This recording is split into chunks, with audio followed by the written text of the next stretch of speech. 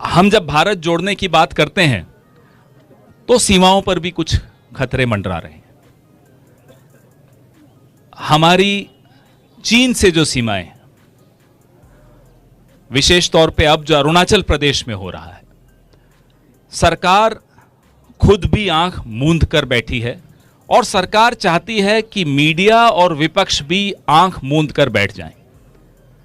कल तमाम विपक्षी दलों ने संसद में वॉकआउट किया क्योंकि विपक्षी दल आंख मूंदना नहीं चाहते, वो आंख खुली रखना चाहते हैं। वो चाहते हैं मीडिया भी अपनी आंख खुली रखे, क्योंकि अगर हम सबने आंख मूंद ली तो माफ कीजिएगा, बॉर्डर पे बचने लायक कुछ होगा नहीं, कुछ रहेगा नहीं। कल हम सबने, हमारे तमाम विपक्षी दलों ने इसलिए वॉकआउट किया क्योंकि वो संतुष्ट नहीं थे सरकार के जवाब से। सरकार संसद में चर्चा चीन के मुद्दे पर नहीं करना चाहती। प्रधानमंत्री का मुंह बंद रहता है और जब मुंह खुलता है तो वो क्लीन चिट दे देते हैं चीन को।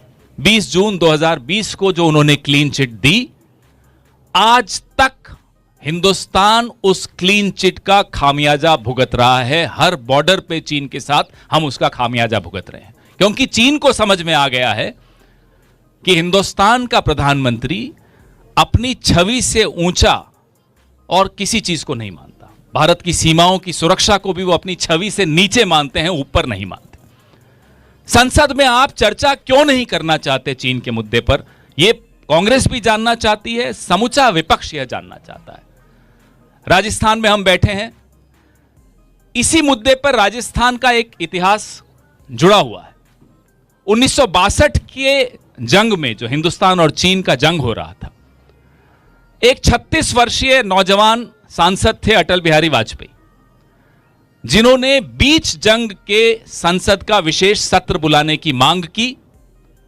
चाहते तो नेहरू जी भी कह सकते थे कि आप तो चीन के एजेंट हैं, हम नहीं आपकी बात सुनेंगे।